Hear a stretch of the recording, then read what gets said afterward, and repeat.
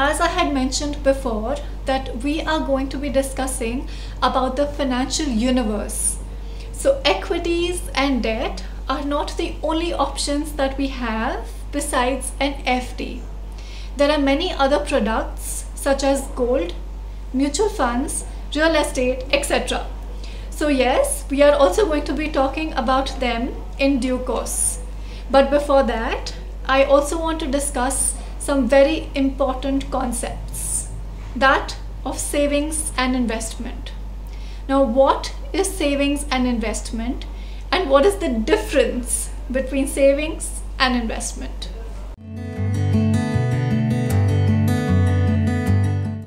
So now many a times savings and investment is used interchangeably, but they actually mean different things. Now savings is what we do to look after our near-term money requirements. So it could be maybe an EMI payment, it could be an insurance policy payment, it could be a holiday that is maybe coming in the next 1 month and maybe was unplanned. So we want money that is handy. So in a case like this, what would we do? In most likely situations, we would park our money in a savings bank account. It is safe, it is liquid, it is easily accessible, and moreover, it gives us at least some rate of return, maybe 3-4%.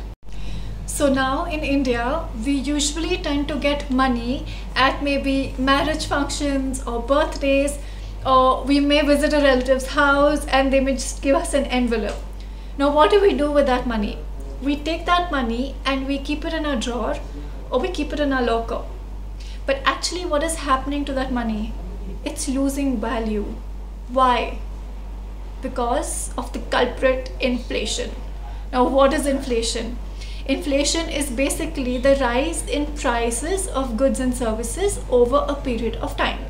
Now let's understand this with an example. Now let's imagine that I want to buy a laptop. I have 50,000 rupees lying with me in cash at home. I suddenly decide that okay, I don't need the laptop anymore. So I push that purchase to next year. Now next year when I go to buy the laptop, the price of that laptop is 52,500. It has increased by 2,500, 5%. And suddenly I realize I can't buy the laptop. So the laptop manufacturing company, obviously it went with the times, and along with inflation, it increased the price of its product. But what has happened to my money? It's lost value. So I am unable to buy next year what I could have bought today. Now, what is investment?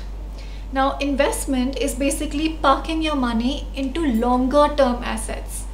Now, we discussed a few earlier, which is equity, debt, FDs, and then add on a few more like gold, real estate, mutual funds, etc.